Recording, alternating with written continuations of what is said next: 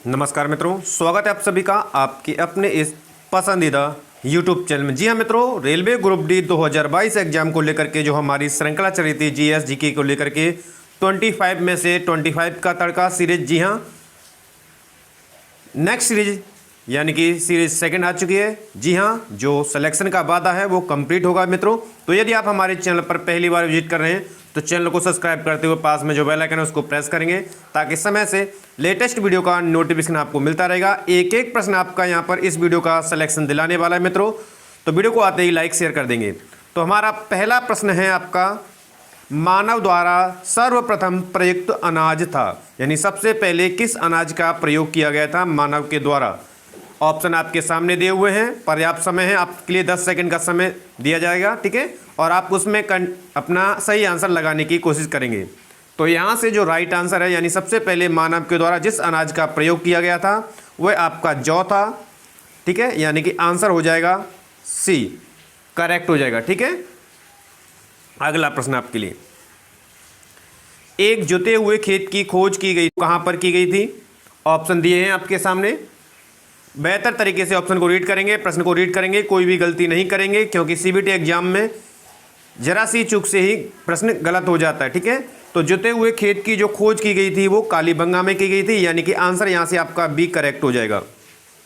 अगला प्रश्न आपके लिए, अशोक के शिलालेखों में प्रयुक्त भाषा है, यानी कि अशोक के जो शिलालेख थे उनमें प्रयुक्त भाषा कौन सी है। ऑप्शन दिए हुए यहाँ पर, रीड करेंगे बेहतर तरीके से। तो अशोक के शिलालेखों की जो भाषा थी प्रयोग की गई थी वो प्राकृतिक भाषा थी, यानी कि आंसर यहां से बी करेक्ट हो जाएगा आपका। अगला प्रश्न आपके लिए, योग दर्शन के प्रतिपादक हैं, योग दर्शन के प्रतिपादक हैं, एक एक प्रश्न इंपोर्टेंट है आपके एग्जाम को दृष्टिगत रखते हुए मित्रों। तो जी हाँ, तो योग दर्शन के जो प्रतिपादक हैं वो पतंजलि हैं, यहां से आंसर जाएगा ऑप्शन ए की ओर, यानी ऑप्शन ए बिल्कुल से करेक्ट हो जाएगा आपका। अगला प्रश्न आपके लिए, चोलों की राजधानी थी, चोलों की राजधानी क्या थी, इस तरह भी प्रश्न बन सकता है, ठीक है। ऑप्शन दिए हुए हैं, सही जवाब आप स्वयं से लगाने की कोशिश करेंगे। तो चोलों की जो राजधानी थी वह तंजौर थी, यानी कि आंसर आपका यहां से डी करेक्ट हो जाएगा। अगला प्रश्न आपके लिए, कोणार्क का सूर्य मंदिर किसने बनवाया था। मोस्ट इंपोर्टेंट प्रश्न है, हर बार एग्जाम में रिपीट होता है। कोणार्क का सूर्य मंदिर किसके द्वारा बनवाया गया था, किसने बनवाया था, ठीक है। ऑप्शन दिए हुए हैं आपके सामने। तो कोणार्क का जो सूर्य मंदिर था वो नरसिंह देव वर्मन के द्वारा बनवाया गया था, यानी कि आंसर आपका यहां से एक करेक्ट हो जाएगा, नरसिंह देव वर्मन बिल्कुल से करेक्ट हो जाएगा। अगला प्रश्न आपके लिए, मोहम्मद बिन तुगलक अपनी राजधानी दिल्ली से ले गया था, ठीक है, या दिल्ली से स्थानांतरित की थी। तो ये भी प्रश्न बना है कई बार एग्जाम में, तो याद रखेंगे प्रश्न की लैंग्वेज परिवर्तित होती रहती है, लेकिन आपको सही आंसर याद रखना है, ठीक है। तो मोहम्मद बिन तुगलक के द्वारा जो अब अपनी राजधानी दिल्ली से स्थानांतरित की गई थी वो दौलताबाद थी, यानी कि आंसर यहाँ पर आपका एक करेक्ट हो जाएगा, दौलताबाद। अगला प्रश्न आपके लिए, तूती ए हिंद अमीर खुसरो का जन्म हुआ था, तूती ए हिंद अमीर खुसरो का जन्म हुआ था, कहाँ पर इनका जन्म हुआ था। ऑप्शन आपके सामने है, एक एक प्रश्न इंपोर्टेंट है मित्रों, आरआरबी ग्रुप डी को दृष्टिगत रखते हुए और अन्य एग्जाम के लिए उतने ही कारगर प्रश्न है ये भी। तो तूते ए हिंद अमीर खुसरो का जो जन्म हुआ था वो पटियाली में हुआ था, यानी कि पटियाली एटा में, आंसर सी यहाँ से करेक्ट जाएगा, यहाँ से जो आंसर है वो सी करेक्ट चला जाएगा, ठीक है, पटियाली एटा। अगला प्रश्न आपके लिए, अकबर ने दीन ए इलाही किस वर्ष में प्रारंभ किया था। दीन ए इलाही जो प्रारंभ की गई थी अकबर के द्वारा वो किस वर्ष आरंभ की गई थी। यहां से राइट आंसर आपका क्या होगा, एक एक प्रश्न इंपोर्टेंट है। तो अकबर के द्वारा दीन ए इलाही का आरंभ जिस वर्ष किया गया था वह वर्ष थी 1582, यानी कि आंसर आपका डी करेक्ट हो जाएगा।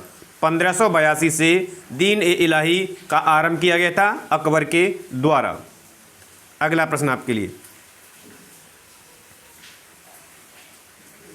वास्को डी गामा कालीकट पर किस वर्ष में आया था। वास्को डी गामा एक यात्री था जो कालीकट पर किस वर्ष आया था, ऑप्शन दिए हुए हैं। तो वास्को डी गामा जो कालीकट पर आया था वो 1498 AD में, यानी कि आंसर आपका बी यहाँ से करेक्ट हो जाएगा। अगला प्रश्न आपके लिए, भारत के प्रथम गवर्नर जनरल थे, ऑप्शन आपके सामने दिए हुए हैं, एक एक प्रश्न आपके लिए इंपॉर्टेंट है। तो भारत के प्रथम गवर्नर जनरल थे, तो यहाँ से जो राइट आंसर होगा वो वारेन हेस्टिंग, यानी कि आंसर बी आपका करेक्ट हो जाएगा। भारत के प्रथम गवर्नर वारेन हेस्टिंग थे। ठीक है, अगला प्रश्न आपके लिए नेक्स्ट है, 1857 के स्वाधीनता संग्राम का प्रतीक था। 1857 की जो स्वाधीनता संग्राम हुआ था उसका प्रतीक को लेकर के प्रश्न पूछा गया है। तो यहाँ से जो राइट आंसर है कमल और रोटी। ठीक है, 1857 के स्वाधीनता संग्राम का जो प्रतीक था वो कमल और रोटी थी, आंसर ए करेक्ट हो जाएगा आपका।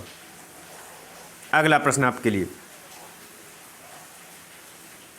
निम्न में से कौन भारतीय कांग्रेस की अध्यक्ष रही? इनमें से कौन थी जो भारतीय कांग्रेस की अध्यक्ष रही थी? ऑप्शन रीड करेंगे और तुरंत देखिए प्रश्न को और ऑप्शन को देखते ही तुरंत जवाब लग जाना चाहिए 10 सेकंड के अंतर्गत ही। ठीक है, तो राइट आंसर आपका जाएगा एनी बेसेंट, यानी कि आंसर सी यहाँ से करेक्ट है।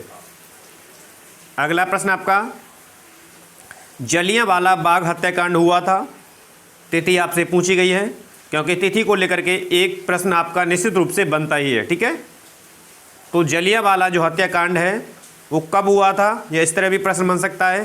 तो राइट आंसर आपका यहाँ से 13 अप्रैल 1919, और कहाँ पर हुआ था यदि ये पूछा जाएगा तो अमृतसर में। ठीक है, तो यहाँ से जो राइट आंसर है वो सी है, 13 अप्रैल 1919 में हुआ था, और कहाँ पर हुआ था? अमृतसर में। ठीक है, ये भी आपको याद रखना है, कई बार शहर भी पूछ लिया जाता है। ठीक है, अगला प्रश्न आपके लिए, पृथ्वी की जुड़वा बहन कहे जाने वाले ग्रह का नाम क्या है? जिसे पृथ्वी की जुड़वा बहन या भगिनी कहा जाता है। ठीक है, तो यहाँ से जो राइट आंसर है वो आपका ऑप्शन बी, यानी कि शुक्र है। शुक्र को पृथ्वी की जुड़वा बहन या उसकी भगिनी कहा जाता है। ठीक है, अगला प्रश्न आपके लिए, संसार की छत किसे कहते हैं? Roof of the world. ठीक है, यहाँ से आंसर आपका क्या होगा? संसार की छत किसे कहते हैं? ठीक है, ऑप्शन आपके सामने दिए हुए हैं, तुरंत जवाब आपका लग जाना चाहिए। ठीक है, तो संसार की छत कहा जाता है या रूफ ऑफ द वर्ल्ड कहा जाता है पामीर की। आंसर आपका यहाँ से सी करेक्ट हो जाएगा। अगला प्रश्न है, पृथ्वी के धरातल से ऊपर की ओर वायुमंडल के विभिन्न स्तरों का सही अनुक्रम है। पृथ्वी के धरातल पर जो वायुमंडल के स्तर होते हैं, क्षोभ मंडल है, समताप मंडल, आयन मंडल और मध्य मंडल, इनका एक क्रम, सही क्रम पूछा गया है। ठीक है, तो यहाँ इससे लेकर के एक प्रश्न आपका निश्चित रूप से बनता है। कई बार किस मंडल में कौन सी घटना प्रकट होती है, यहाँ से लेकर के बनता है, और कई बार ये सीक्वेंस में आ जाती है। ठीक है, तो यहाँ से जो राइट आंसर है, तो याद होना चाहिए कि पृथ्वी के धरातल के ऊपर जो वायुमंडल के विभिन्न स्तर हैं उनका सही अनुक्रम है। तो सबसे पहले आपका क्षोभ मंडल आता है, उसके बाद समताप मंडल, मध्य मंडल और लास्ट में आयन मंडल, यानी कि आंसर यहाँ से आपका सी करेक्ट हो जाएगा। ठीक है, आंसर यहाँ से सी आपका करेक्ट होगा। अगला प्रश्न आपके लिए, टॉर्नेडो बहुत प्रबल उष्ण कटिबंधीय चक्रवात है जो उड़ते हैं। टॉर्नेडो चक्रवात हैं वो कहाँ कहाँ से उड़ते हैं? ठीक है, यहाँ पे ऑप्शन आपको देखना है और जवाब देना है। तो यहाँ से जो राइट आंसर होगा वो आपका कैरेबियन के सागर से उठते हैं ये चक्रवात जो हैं, टॉर्नेडो। ठीक है, तो आंसर आपका यहाँ से ए करेक्ट हो जाएगा। अगला प्रश्न आपके लिए, विश्व में निम्नलिखित देशों का कुल रेलवे लंबाई की दृष्टि से सही अनुक्रम है, सही अवरोही क्रम पूछा गया है। रेलवे की लंबाई की दृष्टि से विश्व में पूछा गया है, तो यहाँ से भी आपको राइट आंसर देना है। तो यहाँ से जो राइट आंसर है तो वो ऑप्शन डी है, यानी कि संयुक्त राज्य अमेरिका, कनाडा, भारत, जर्मनी, ये आपका अवरोही क्रम है रेलवे में, विश्व में रेलवे की लंबाई को दृष्टिगत रखते हुए। ठीक है, अगला प्रश्न आपके लिए, माना दर्रा स्थित है। माना दर्रा कहाँ पर स्थित है, इस तरह भी प्रश्न बनता है।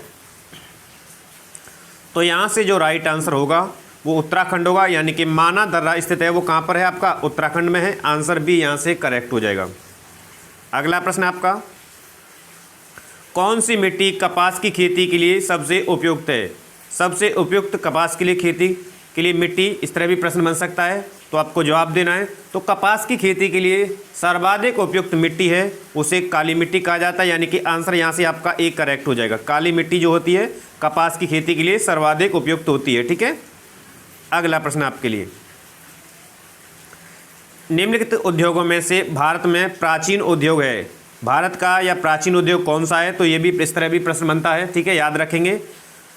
तो इनमें से बताना है, ये दिए हुए हैं। तो यहाँ से जो राइट आंसर है आप तुरंत समझ जाएंगे, गांधी जी का चरखा यानी कि सूती वस्त्र जो है भारत में प्राचीन उद्योग है। ठीक है, अगला प्रश्न आपके लिए, निम्न में से कौन सही सुमेलित नहीं है? ये विशेष का ध्यान रखना है, हाँ और ना वाले में। ये पर्वत और दर्रे दिए हुए हैं, ये राज्य कहाँ पर पाए जाते हैं। ठीक है, इसको रीड करेंगे और जवाब देंगे। सुमेलित नहीं है तो यहाँ से समझ गए तुरंत आप, आंसर सी हो जाएगा, क्योंकि नाथुला दर्रा जो कि मेघालय में नहीं है। ठीक है, तो आंसर आपका यहाँ से सी करेक्ट हो जाएगा ऑप्शन के अकॉर्डिंग। अगला प्रश्न आपके लिए, समाजवादी तथा धर्मनिरपेक्ष शब्द संविधान की प्रस्तावना में सम्मिलित किए गए थे, किस संशोधन में किए गए थे? ये प्रश्न में आपसे पूछा गया है। ठीक है, तो समाजवादी और जो धर्मनिरपेक्ष शब्द जोड़े गए थे संविधान की प्रस्तावना में, वो 42वें संविधान संशोधन में जोड़े गए थे। तो यहाँ से आंसर आपका क्या होगा? 42वां संविधान संशोधन, यानी कि आंसर बी यहाँ से करेक्ट हो जाएगा। ठीक है, अगला प्रश्न आपका, भारत में राष्ट्रपति का निर्वाचन किस प्रकार का होता है? यानी जो राष्ट्रपति का निर्वाचन होता है, चुनाव होता है, वो किस प्रकार से होता है? प्रश्न में पूछा गया है।